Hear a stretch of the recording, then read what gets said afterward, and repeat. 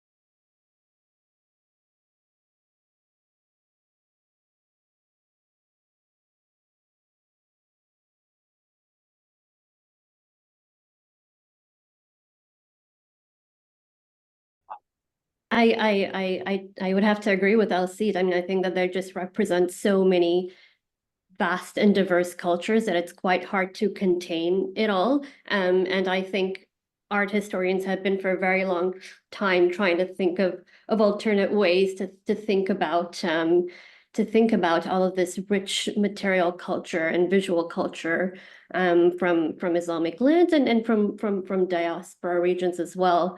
But I think now, especially like in museums, especially, the term Islamic art has come to sort of encapsulate quite a wide range of materials, and it's often very hard, as you say, to define it. But like Zara, just to jump on what you said, for example, for the what we see today, like in museum about Islamic art, I feel sad for me as an artist is that when you enter any Islamic art wing in a museum, it's always about the past. You know what I mean? As if art in like the Islamic in the Islamic way. I don't know how you. I don't. It's not a religious art, but it's more like a link to a culture, you know. And even in terms of culture, it's so vast, you know, that it's difficult to define it. I'm sad that Islamic art is always related to something old, to an old object, an old vase, an old sculpture. You know what I mean? And and actually, like sometimes I think we can have like kind of contemporary Islamic art, but then how, you know, how do you frame this work as well? So I think it's if somebody is writing a thesis on this, I think he will have a lot of work and a lot of research to do. Yeah, I mean, I think the history of collecting is a bit skewed, right? So the term Islamic art came because people started collecting these old things in the 18th and 19th century, and that's when, and actually Islamic art or art history itself is a very, very new discipline relatively. And it started with these people who started collecting, and actually there was a big break in the 19th century. But I think a lot in the last, I would say 20 years or so, there's been so much work done now on the 19th century, for example, and also in the 20th century. And I think it's still slow, but it's growing. And I think places like the British Museum, for example, are collecting contemporary art. I think places all over the world are now collecting Islamic art and bringing that into discussions about art. And I think that's true also for other cultural traditions as well, where contemporary art is now a big part of the story of art, the story of museums. So it's slow, but it's happening.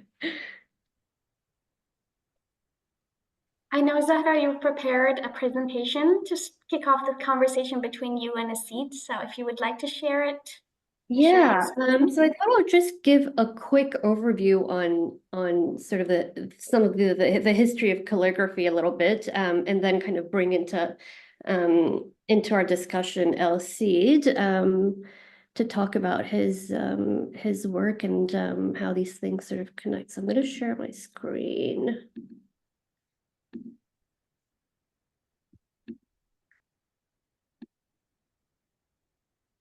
Is that good? Yeah, okay. So yeah, I mean, I think I'm really excited to have you, Alcide, because so while I'm a historian of pre-modern art, I think when I look at some of your things and some of your artwork and your calligraphy, so is the one that you see on the screen, this kind of really strong emphasis on line and movement and flow, I think really kind of remind me of some of the things that I've been working on as well. And I find this sort of same creative impulse that we see in the past. So yeah, I'm really kind of looking forward to thinking about convergences of the past and the present. But I thought I'd kind of start with some of the images that come to mind, right, when we think about calligraphy in the Islamic world.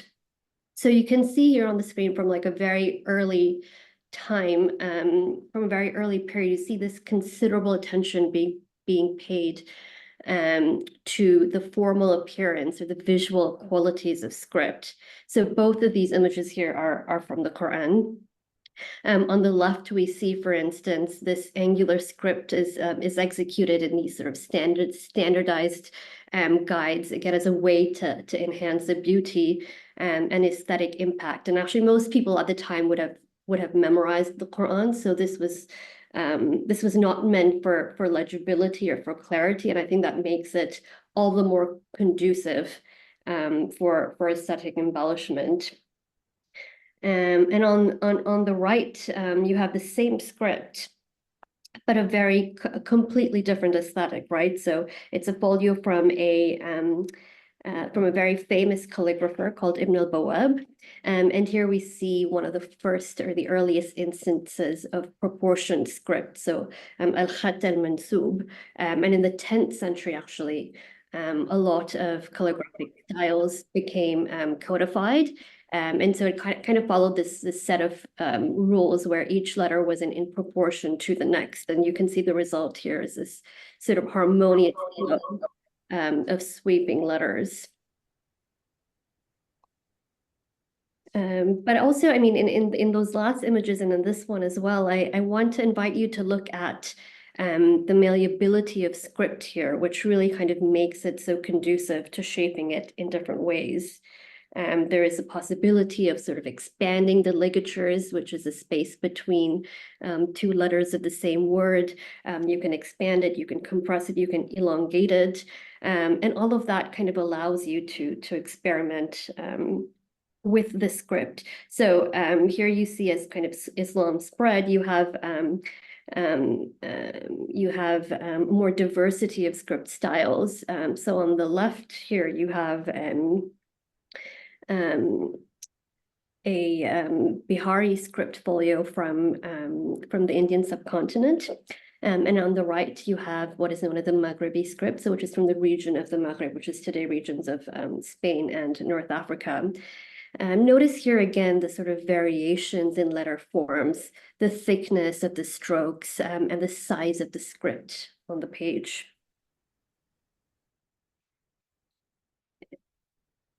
And for those who are familiar with the arts of the Islamic world, you know that calligraphic script is obviously not only the purview of works on paper, but also a large part of the urban fabric of a lot of these regions. So we see script on urban facades decorating the outer and the inner walls of mosques, of palaces, of shrines, but they also appear, as you see here, on objects of daily use. So carving script, for instance, on stone facades, on brick, as well as on painting them on ceramics or hammering them on metal objects was really not the same as applying ink on paper. So while we see similar styles, we also begin to see a lot of new forms and decoration. So on the left here, for instance, you see a ceramic bowl with script around its rim. It's a very minimalist but highly effective aesthetic that kind of draws you in. So once again, you kind of see the stretching of letters, which are then also injected with knotted designs. You see the vertical stems are highlighted with plant-like or floral motifs that are added in addition as an additional element to the script, but also becomes part of the script. But the style really makes it very challenging to read the script. And when you look at it, one is often very perplexed as to where the inscription starts and where it ends.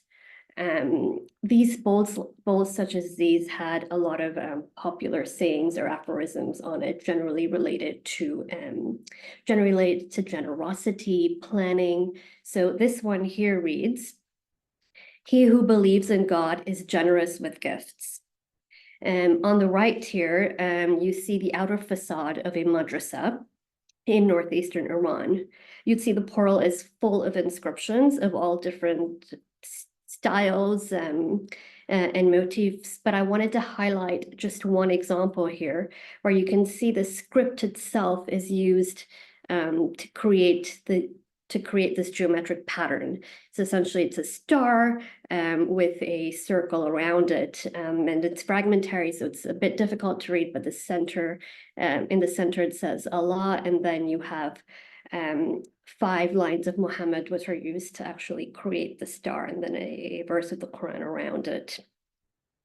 But unlike the Quran manuscripts, which were lavish and expensive production and probably likely would have been seen only by the elite, these last 2 examples here really show us that calligraphy was a big part of the everyday life of people as well. So they would have engaged on it in these monuments, but also in their homes. But I think what these objects also really show us is that already in the pre-modern period, there was this sort of visual experimentation going on with script. And so when I look at the works of El-Cid, I'm reminded both of this tradition of experimentation with script, but also this sort of malleable nature of Arabic script that allows it to be shaped in so many different ways. And with this, I'll hand it over to El-Cid to talk about this project in Milan. Thank you. So this was an ephemeral installation that I've done in 2021 in Milan. So this piece was part of a show that was called the Templates of Love, where actually I was exploring the way love was expressed or said in the Arabic language. You know, there is like 50 degrees of love, 50 ways of expressing love in Arabic, and the show actually was based on a project that was supposed to happen in the public space, but COVID happened in 2020, and so I never made the project, but I had the show ready. And this calligraphy says "hub," in Arabic, love, and it was part of the show. It was a central piece during the show, and then before it was delivered to the person, the collector who acquired it, we requested to the city of Milan and to Duomo if it was possible to install it in just like for a short period of time, and they totally accepted it. And at this time you feel this is still COVID, because when you go to this place today, like I think there's more people than pigeons, and now like you can count the people on the picture. So it was for me this is linked to this kind of ephemeral aspect of the work in the public space. I create work that are not meant to last. This one, if it stayed like for a while, but then it was removed. So the point of it is not to keep it eternally. And even when I work on big mural or stuff like that, I don't mind that the artwork like will not remain. For me, I capture the essence of the artwork, and I immortalize the artwork and the moment through the picture. So that's what it was about. And then actually I'm right now, hopefully in 2025, I'm redoing the same. I'm expanding this as a project. So I'm targeting few places around the world where I'm trying to get authorization, and sometimes with no authorization to place the sculpture, like in places that you are not supposed to find it.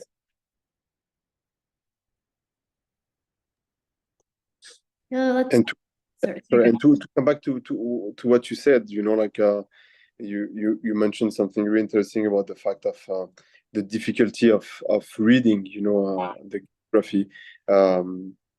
If you read Arabic, you can definitely see the ha and the ba, with the dot on the left, and the essence of calligraphy. Calligraphy is not meant to be read; it's meant to be deciphered.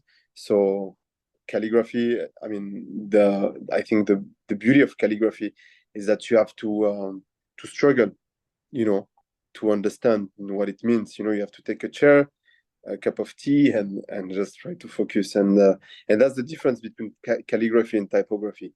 If calligraphy was meant to be read, then it's not calligraphy, it's typography. And calligraphy is the art of beautifying the script.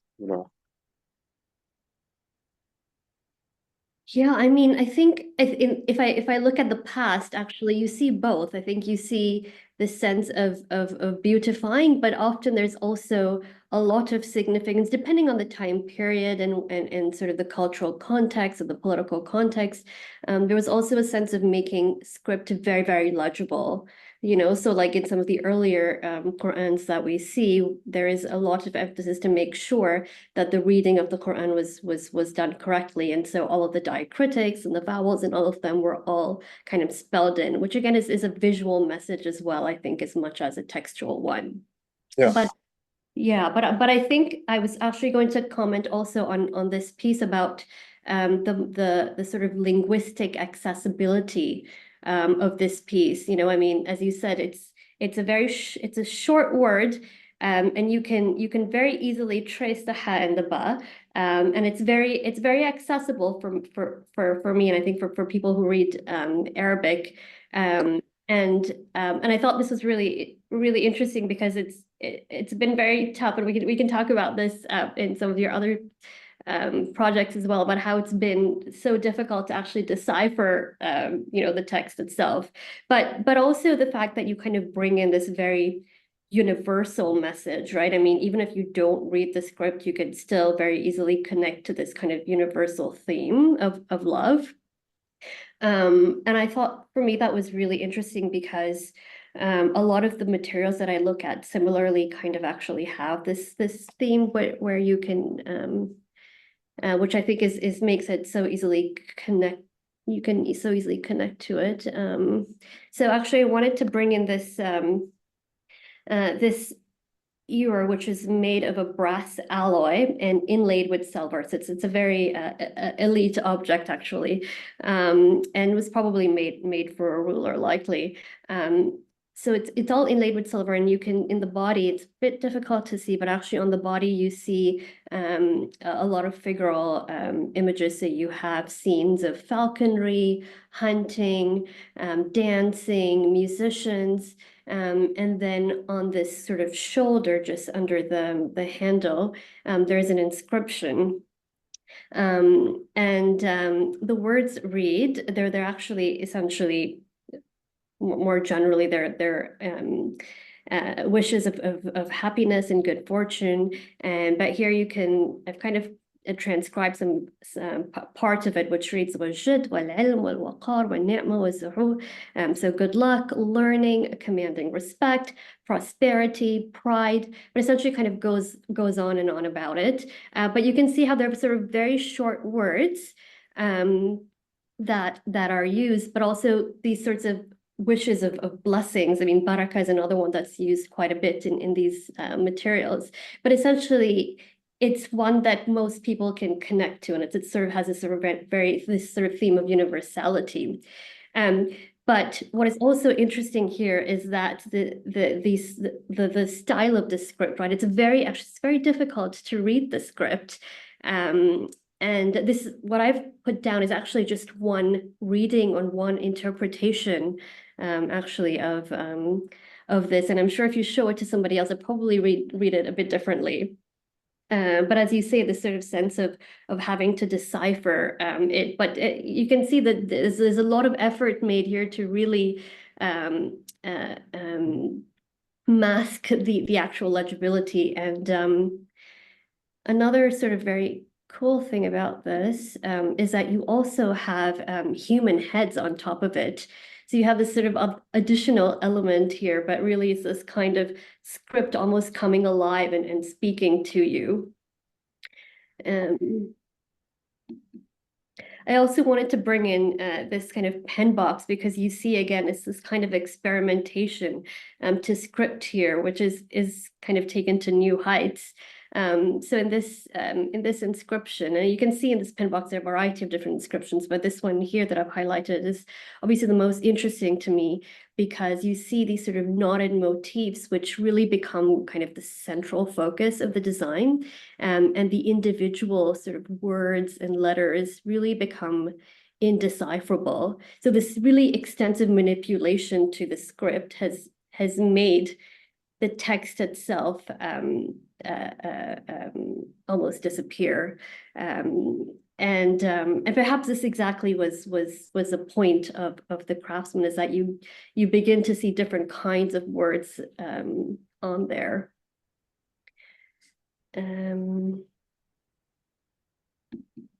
So your kind of juxtaposition with a cathedral was very interesting to me as well, because you kind of have almost two different cultures interacting with one another. And I wanted to kind of bring in this bowl actually, because this juxtaposition kind of reminded me of something like this, where you kind of see interaction of different traditions coming together. So this is a glass bowl with Greco-Roman figures, and this juxtaposed with Arabic script. So in this sort of medieval period, so I'm talking 10th, 11th, 12th, 13th centuries, there were lots of wars and conflicts, but also this means it resulted in a lot of convergences, or lots of cultural encounters and exchanges. And the sacredness and power that was attributed to Arabic script was also here harnessed by these sort of Greek-speaking Byzantine, in this Greek-speaking Byzantine context. So here we're talking about the Eastern Roman Empire, which was centered in Constantinople. But here Arabic script then started to become, was used as a means of magical protection. So on this bowl here, you see Pseudo-Arabic, which is that they resemble Arabic letters, but don't actually carry any legible letters or words. What I really wanted to emphasize here is that the sort of significance that we continue to see of these visual properties of script, almost to the point that they overpower the textual element in different contexts. And Elsie, I wanted to ask you about how your thoughts on how sort of non-Arabic speaking cultures kind of interact with Arabic calligraphy. I mean, is there a sense of script carrying any religious or sacred element within it?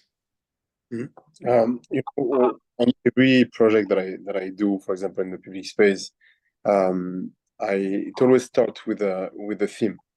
So I pick up a theme that I want to speak about. I found the location, and then from the location, I try to conceptually create, how aesthetically the piece will look like. Then I go through the message, like what I'm going to write. So what I make sure is sometimes some projects takes more time than others to be started because of the fact that there's a long documentation that I'm working on that people don't see, where I try to make sure that the words that I'm writing are matching with the place. And most of the time, I try to make sure that I'm taking words from the place, trying to find a writer from the country, from the city, from sometimes the neighborhood where I'm creating the art piece that speaks about the subject that I'm talking about. And what is funny and sometimes amazing on my side is there's so much coincidence, like on every project that I've done, there is somebody from the place who talk about the subject that I want to talk about. There's somebody that maybe like 20 centuries ago who said something about a certain subject, and then I take this and I translate it into Arabic, But I never mention to the people this is Arabic calligraphy. I want first of all people to feel an emotion, like to be attracted by the aesthetic of the artwork, and I always say that Arabic script, reaches the soul before it touches your eyes, and I felt it and I saw it and I witnessed it in so many places, like from Brazil to the border between North and South Korea to India to France. I mean, every place I go, I see that people are attracted. There is an aesthetic beauty in the script, an organic beauty that speaks to our soul. I think because I will say because of the circular and round shape of of the letter, compared to the Latin alphabet, like in nature you will never find a right angle such as a L or a V or a M, like this doesn't exist. I mean, there's some exception in nature, but most of the time it's very organic, and that's why I honestly the language has never been a barrier. I've created more artwork out of the Arab world than in the Arab world. You know what I mean? And like language has never been a barrier. The same way you're gonna find some English signs, English writing, like in the Arab world, like in South Asia. I think people are willing to accept a different language, or mostly if it's done in an artistic way, in their place. I've created work in the US, and it was always welcome in the most beautiful way. Yeah. And what are your thoughts on something like this, where you have this sort of pseudo script on it? For me, I really believe that is us as human being, like over time in history, we always created bridges between each other. You know what I mean? And I never see clash, in between. For example, for me, this is like a perfect example of how you can match different stuff that look being coming from different culture, and putting an Arabic sculpture in front of the Duomo in Milan. People is like, oh, you put something in front of a cathedral, but I think it's not about cathedral or a mosque or a temple or a synagogue. I think it's more about how we have like a shared humanity, and that's how I look at it. You know what I mean? And then it's written love, hope.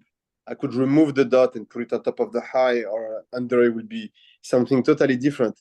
But the shape, and the aesthetic of the letters and the lines make it that people can appreciate it.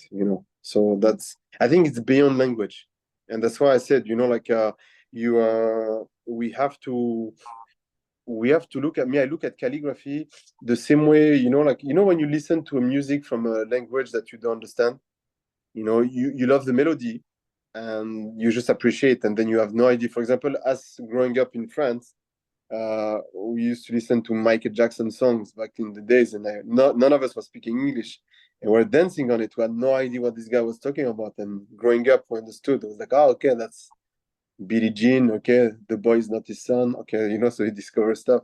So yeah, that's how I look at it. So it's what you say, like, you don't need to translate it. You can appreciate it because we're human, we have emotion, and I think the purpose of art is to bring this emotion out, and that's how we connect through art. Yeah, and I think, as you said, I think this bowl is a really good example also of this sort of shared culture that is present between in the Eastern Mediterranean and in the region where script is not sort of always associated with one religion or the other, but we really kind of begin to see this shared culture between Islamic artworks and Christian artworks as well. So over to you again to speak about this piece, Alwaleed.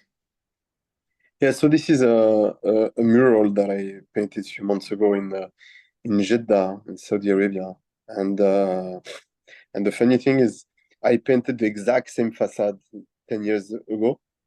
So, and when I talk about emotion, like, you create artwork to make people feel something.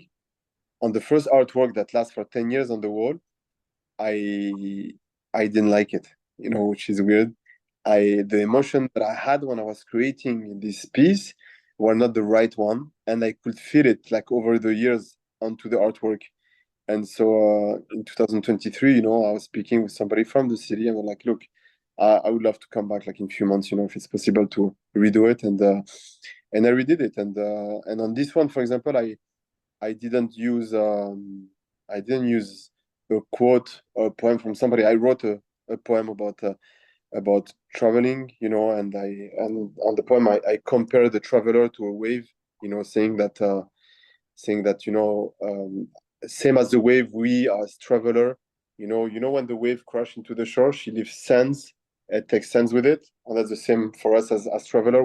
We go to places and we take something from the place and we leave something into the place. I'm not talking about physical stuff. I'm talking about impression, emotion, and anything, or thought and memories and moments.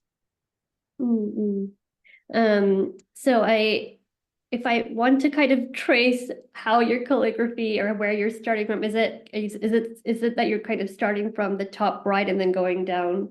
Exactly. Yeah. I go upright, and that's how. Okay. And I also noticed something in this sort of light blue box. Is that a repetition of the phrase or something else? So the poem that I wrote is like 4 verses, and so, like, the two first are in black, and the two last one are, like, on the background in blue on blue, ton sur ton. So yeah.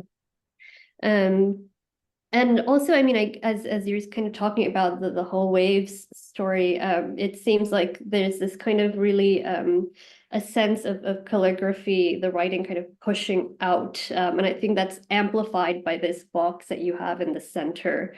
There's this sense of a struggle almost, but then you kind of going past that struggle. Is that something? I love the way you interpret it. I really like that. I mean, I don't look at it like that. So, but for me, that's the power of art. Like, the fact that that everybody can interpret it the way they want. And I really like that. So sometimes you do something, and it's something that comes so naturally, not naturally, but people, when you explain the artwork, they see stuff that you, as like the person who created, don't see. Yeah. I like your interpretation. It's cool. And but I'm also, something else I'm really kind of drawn to is this excessive busyness and intertwining of script that I see here. And actually, in a lot of the cultural traditions in the pre-modern period that I work on, and actually, I think that's true even today as well, in a lot of different cultural traditions, a sense of like visual entanglement here that you're seeing, like these knots and labyrinth patterns, was Mhm. actually used as a way to like trap demons and evil Yeah. spirits and kind of like offer a sense of protection. At the same time, this visual complexity is also allowing one to pause and to wonder and to reflect and to really kind of get lost in this. And I wanted to bring in this example, which is a piece that I've been working on for some time. It is a mosque panel. So it's quite large, and it's from a 12th century mosque in northern Iraq called the Mosque of Nuruddin. The mosque was destroyed in 2017, and currently the panel is in the museum, the National Museum of Baghdad in Iraq. But the panel survives because it was moved to Baghdad in the 1940s when they were doing some restoration work. But if you look at the panel, actually, from first glance, it's very difficult to actually tell that there's any script in there. But it's only when we kind of look at it in a bit more detail and we pause and we kind of take time to, as you say, take a cup of coffee and look at it, you begin to see a lot of script on there actually. So this was the panel was actually on the Qibla wall, but very high up, so just underneath the dome. The script on this panel actually has a lot of pious phrases and names, and you have the name of Allah. You have a sort of small Kufic panel that has the names of caliphs. But what was really striking to me here is the name of Muhammad repeated so many different times. Actually, you see the word repeated 19 times in many different permutations and designs. And here you have some of them. So on the right, for example, you have the word Allah, and then you have Muhammad repeated 6 times around. On the top left, you have a spandrel with the word Muhammad written 4 times.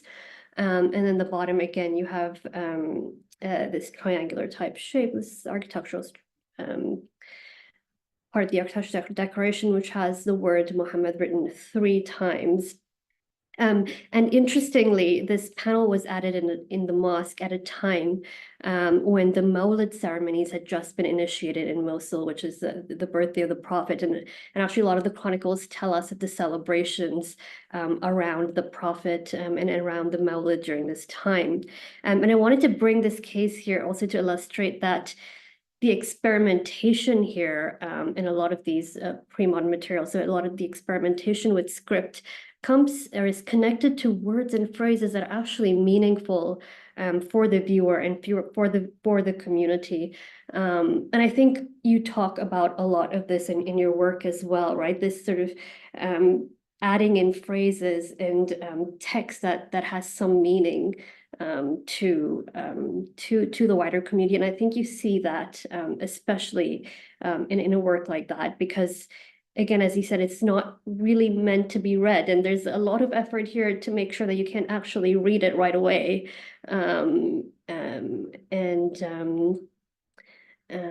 But yeah, I think that that's sort of significant. And I wanted to then kind of come back, and I hope you can tell us a bit more about this sort of meaningfulness to community in this work of yours.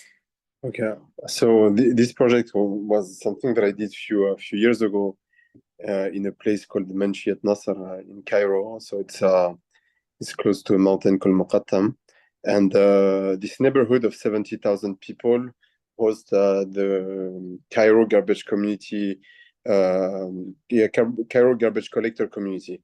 So they're mostly Christian Coptic.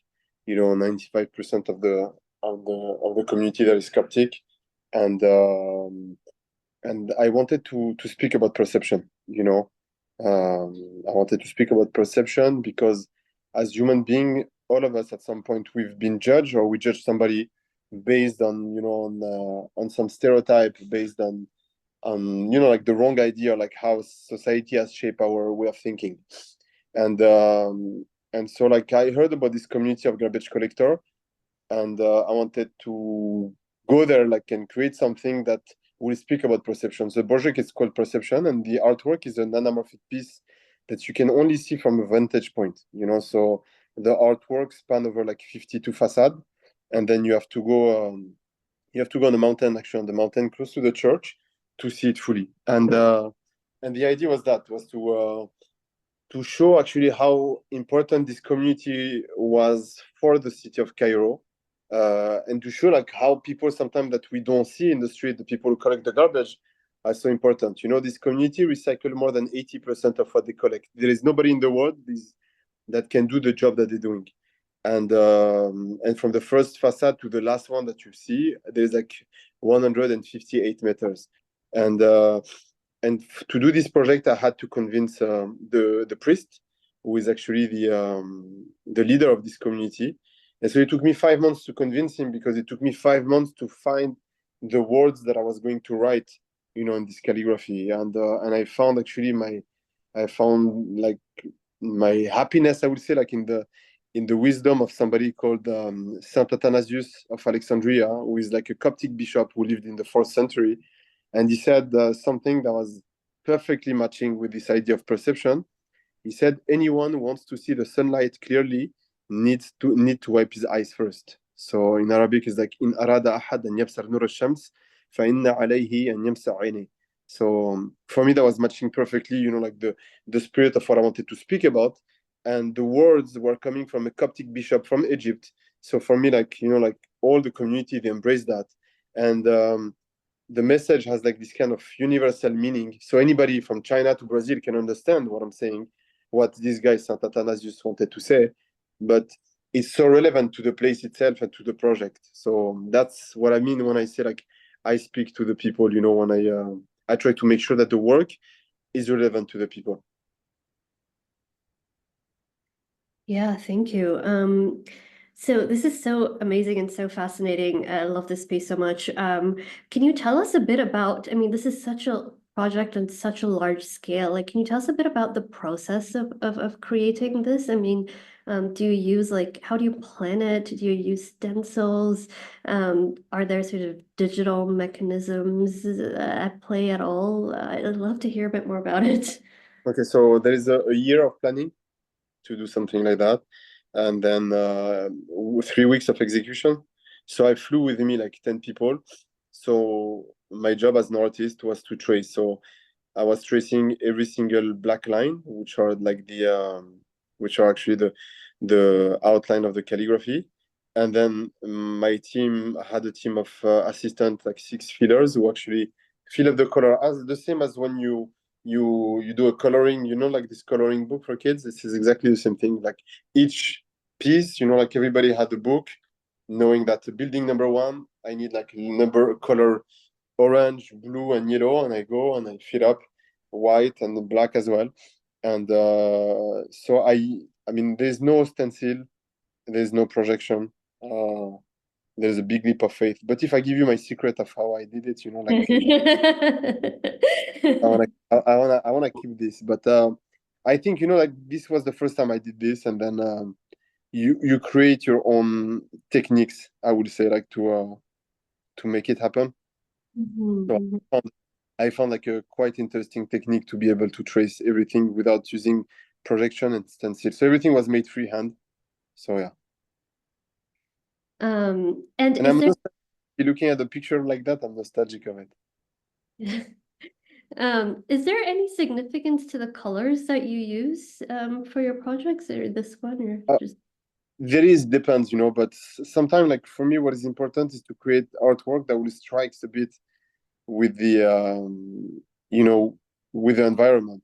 You know what I mean? So for example, using some white here and some bright color, I wanted to clash with the monotony of, this kind of brick background, and so it was important for me to make the artwork like pop out a bit.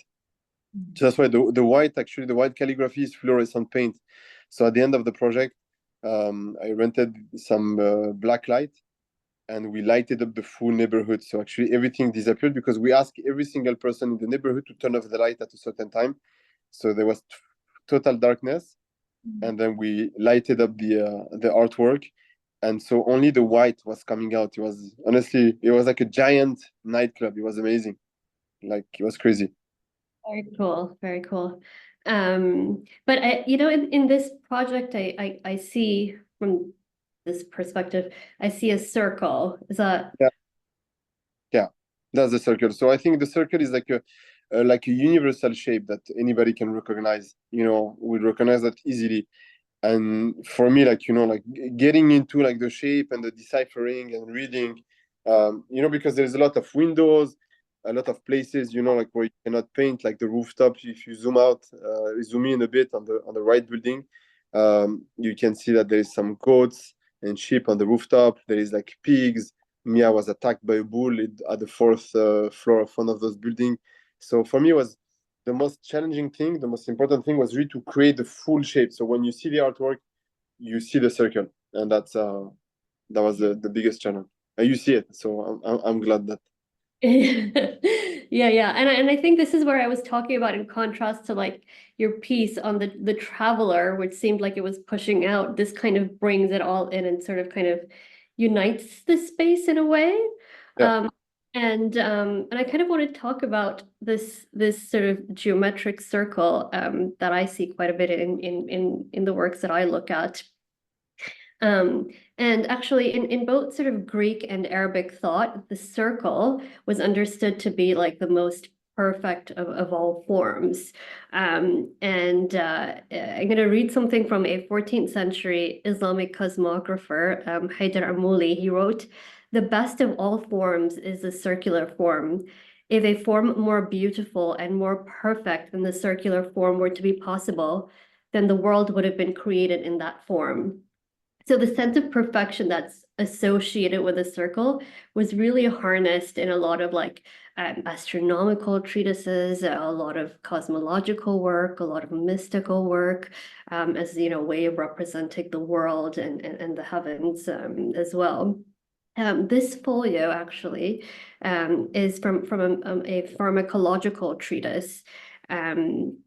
And you can see here, I mean, the first thing, again, I want to kind of just point out, again, the way the script has been used really to form a circle in a very different way than obviously what you've done. But you can see here how the script has really been kind of elongated on the outermost circle. And then you have, again, the sort of interchange of colors where really kind of the shape stands out, but it's all done using script. The manuscript itself contains like a series of antidotes, so essentially recipes for counteracting snake and scorpion bites. So these are all sort of recipes in this book, and all these recipes are visualized. And while a lot of them actually take a rectangular form, this last recipe actually takes a circular form, essentially kind of marking a finality or a completion or a perfection of the recipe. So we kind of see that quite a lot. But I'm also here thinking about your idea of perception, but in a slightly different way, maybe. And I think, just like your kind of Cairo buildings, and you can only kind of see the shape when you look at it from certain different angles, right? Like you've got to zoom out a lot. But if you're in the building, you probably can just see one shape. And I'm thinking here about like reading calligraphy, and so in this folio, for example, if one is to actually read the script, you can't go look right on and read it. You're going to have to move your head in a certain direction to be able to read it. Or if you actually have the physical book, you got to have to move the book around. So this kind of, which I think also will change your perspective of how you approach things. But at the same time, again, I think the sense of like embellishing something using script. So in your case, it was this sort of wonderful quote by the bishop, or whether here it is a sort of recipe, you kind of bring attention to it, right? So you're bringing attention there to like a marginalized community, and here you're kind of really bringing attention to this recipe, which was which needed to be kind of which was significant enough to be illustrated in this way. So again, this kind of really interesting blend of script and geometry and the embellishment of it in order to communicate certain messages, I think is kind of coming out to me. And one other thing that I wanted to talk about here is the idea of wonder that is so, I think, prominent in the pre-modern world and perhaps later as well. So this rectangular framing inscription actually on this page talks about the 70 different, drugs that were used in this recipe, and actually these spokes that you see radiating into the center are each of those different drugs. But this inscription, coming back to it, it says, and I quote the last part, says, "And it is of utmost wonder and perfection." And here is obviously we're thinking about the antidote itself, but also I think this shape. And so we begin to also see how these sort of ideas were so interconnected, and this sort of idea of wonder and awe and emotion that you talk about, I think, is not far off from the work that we see in your Cairo project. So I kind of just wanted to bring that that this sort of emotion was very much a part of the pre-modern world as well, and they were also kind of going for that. They were aware of it and aware of the power of calligraphy to bring that, to elicit that emotion. All right, I think, how are we doing on time? So I just have, I think, yeah, I think by way of concluding here, I wanted to kind of again reiterate how the two projects today have shown the sort of iconic value of script, in that the visual ingestion of script was just as important as the verbal reading of it as well, both in the past but also today.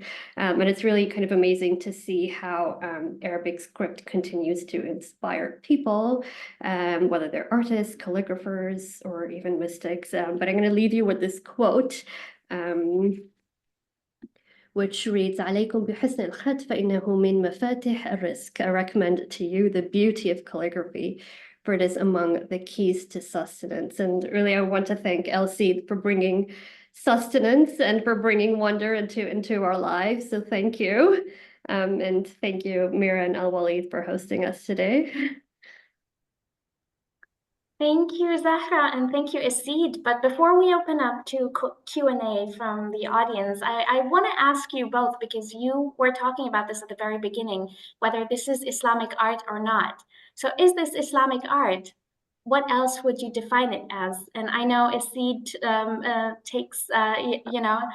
takes contention with this matter. Like, this is not necessarily Islamic art. Is it Arab art or Arabic art, Asid? I feel, as an artist, that sometimes,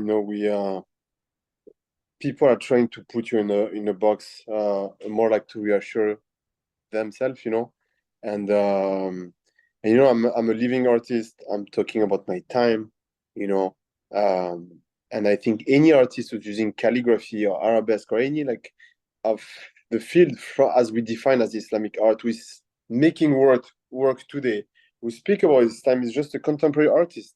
You know what I mean? I just don't like the fact that like some artwork are defined. They're creating this kind of hierarchy in the art world. If you're a contemporary artist, like you're at the top. Everybody will look at you, so you're accessible to everybody. But Islamic art, like, we put you in this wing of the museum, we speak you. I mean, only this kind of people can understand, what you're talking about. When actually, no. I think as an artist and as so many artists like who are living today, who are using Arabic script as a medium, or using arabesque or floral ornament inspired by Islamic art. And they're speaking about their time. They're speaking. They're alive today, and so I think this is just a contemporary approach of what we define as Islamic art. If you could place your artwork in a museum, where would you place it? In the contemporary art wing. Like that's what I'm saying. I had this, I'm really grateful for that. But a few months ago, like one of my art pieces entered the collection of the Met Museum in New York, and I spoke with some of the curator, like with the first conversation that I had with the curator, like a few years ago, was like they were telling me that they see my work as a bridge between Islamic art and contemporary art, in the museum, and so you don't have to be only in one place. You know what I mean? It's like for me, art can fit so many places, same as identity. You're not only one layer. Like your identity is made of multiple layer, and wherever you are, like one of this layer express itself more than the other. And that's how I see myself as an artist and as a human being. Like I'm Tunisian French Tunisian for some people. I'm a graffiti artist from others. I'm from the south of Tunisia. When I'm in Paris, because I was born and raised in the suburbs, I'm from the suburbs. When I'm out of France and I speak about me, I say I'm from Paris. You know what I mean? So there is like part of your identity are like rising above the other one, like depending on the context. And I think art is the same. You can put my work in a Arabic calligraphy exhibition. You can put my work in a contemporary art exhibition. You can put my work in an African, and I hate this, African art exhibition. You know what I mean? So you can be anywhere. You can be placed in. You can be seen, and there's nothing wrong to be able to cross different worlds together. I mean, connect. We're actually past 2 p.m. So thank you very much. As we wrap up, I really want to extend my heartfelt thanks to both Asid and Dr. Zahra Kazani for sharing their insights and their journeys. Thank you for the historical lessons, the anecdotes, Asid, and the humor too. And of course, thanks to everybody else, to our attendees, for joining us and for contributing to the celebration of Islamic art today. Just a reminder, the webinar has been recorded, and we're going to send out the recording to everybody who's registered. Thank you so much. Mira, thank you, Zahra. Thank you, everybody. Thank you, Elsie. Thank you. Yeah, bye.